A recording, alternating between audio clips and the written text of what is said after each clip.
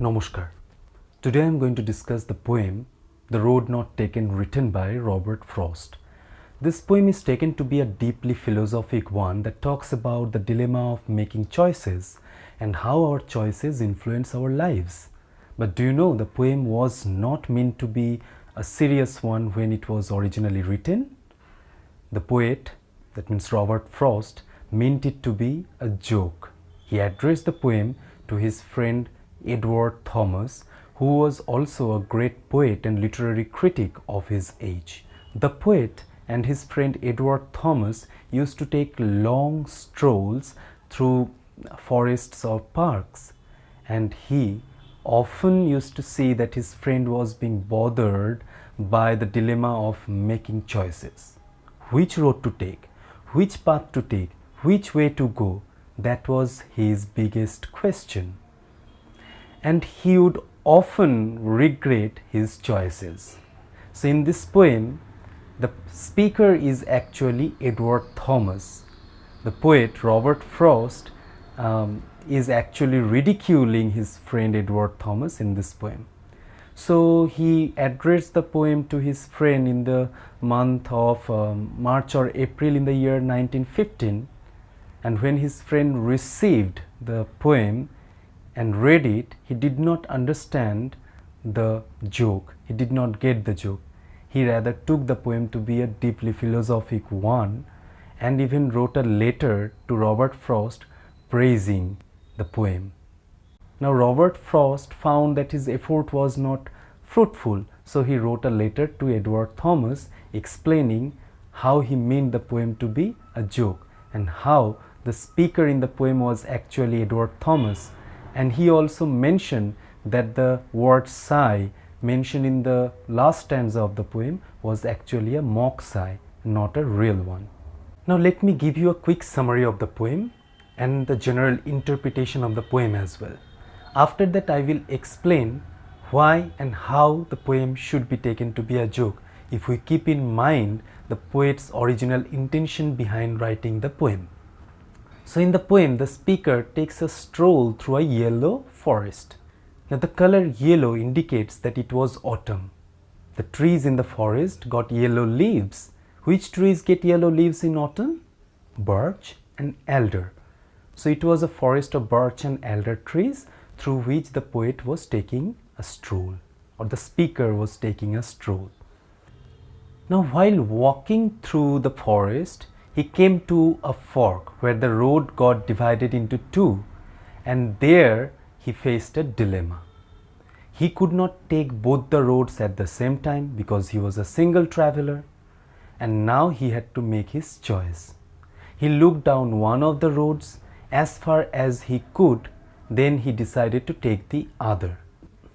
It seemed that the other road was less traveled by. That's why he took that other road, because he wanted to be different from the common masses. But immediately after that, he mentioned that that road was no different. It was similar to the road that he did not take.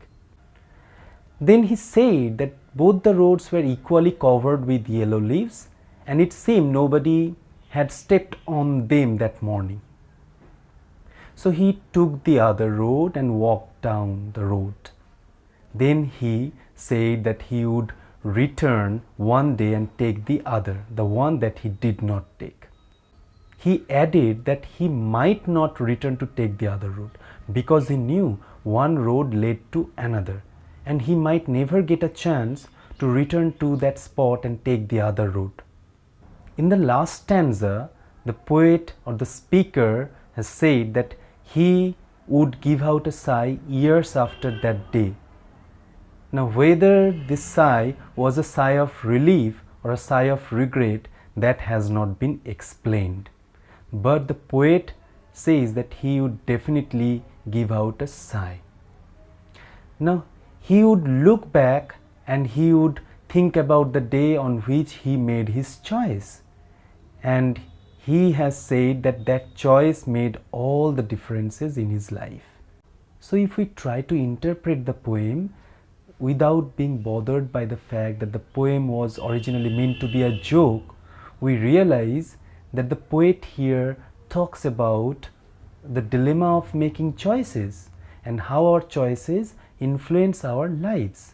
But if we keep in mind that the poet originally meant the poem to be a joke, we realize that there are several factors in the poem that indicate to that fact. Let us start with the title. What does the title say? The road not taken. So the poet is talking about the road he did not take. Is it? No. Throughout the poem, he has talked about the road he actually took. He has not talked about the road he did not take. Then he is definitely talking about the road he took, but that was not taken by others. But here, the choice of word has made all the differences. Now, he has used the word road and not the word path or trail. Road is man-made. A path or a trail is natural. Now, when the poet says the road not taken, that cannot mean the road he took, even if it was less traveled by, because a road which is man-made has definitely been taken by other people, at least by the people who built the road. So the poet cannot say or cannot mean the road he took to be the road not taken. If he said the path not taken, then it would match, the title would match with the theme of the poem. That means he took a path that was not taken by others. But when he says the road not taken, that means he is talking about the road he did not take. But in the poem, he has not talked about that road. So the title basically does not match with the theme of the poem. Here, the title does not refer to any of the two roads. The choice of word has made all the difference here. Now let us get to the first stanza. Here the poet has said he cannot take both the roads and be one traveler. Here the poet is not bothered by the fact that he could not take both the roads. He is rather bothered about the fact he could not take both the roads and be one traveler. These added words, be one traveler, make all the differences. Now here the poet basically is talking about an impossible scenario. Suppose if I say you are given a chance to go to the movie or go to the fair.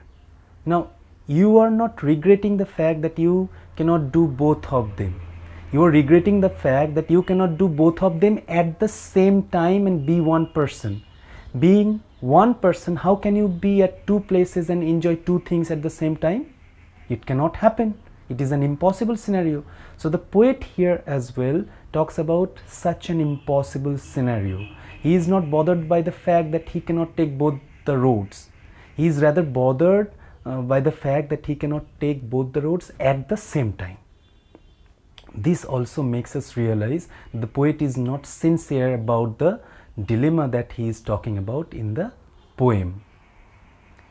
After this, he boasts about, or at least feels superior to others for making the choice of taking the road that was less traveled by. But immediately after that, he backtracked from that statement and said that that road was no different from the other. Both the roads looked similar. So if both the roads looked similar, then why he made the statement that he took the road that was less traveled by, that was different from the other? So he made two statements. In the first case, he said that he took the road that was less traveled by. In the second case, he backtracked from that statement and said that both the roads were basically same. They did not have much differences. They were equally covered with yellow leaves and they had not got any footsteps on them, at least that morning. So here also we do not see the kind of sincerity we should see here. It being a philosophic poem, the poet had to be more sincere about his choice of words. Then the poet said that he would return one day and take the other route. But immediately after that, he backtracked from that statement as well. He said that he was not sure whether he would get a chance to come back. once he said that he would return. That means there was a sense of certainty. But even after that, he said that he was not sure whether he would get a chance to return, because he knew that one road led to another. So if he was not sure about that, why he made the statement that he would return? So these statements don't match with each other as well. Now in the last stanza, the poet said that years after that day, he would give out a sigh. Whether a sigh of relief or a sigh of regret, that has not been clarified, but he would definitely give out a sigh. And he would look back and realize that the choice he made all the differences. Now there's a sense of certainty here. That means the poet was sure that he would give out a sigh. That means he was sure about the outcome. So why there was that sense of uncertainty at the beginning? If he was sure about the outcome of taking that road, then why he was unsure at the beginning? So this doesn't match as well. The sense of uncertainty that was there in the first half of the poem and the sense of surety that has been presented in the last stanza, they don't match with each other. So there's enough element in the poem that tells us that the poem was meant to be a joke, but we choose to ignore that and we focus on the philosophic note that is present in the poem. Now it depends on you how you will interpret the poem, whether you will follow the popular interpretation or you will try to interpret it keeping in mind that the poet wanted it to be a joke. Read the poem and try to frame your own interpretation. That's all for today. Thank you.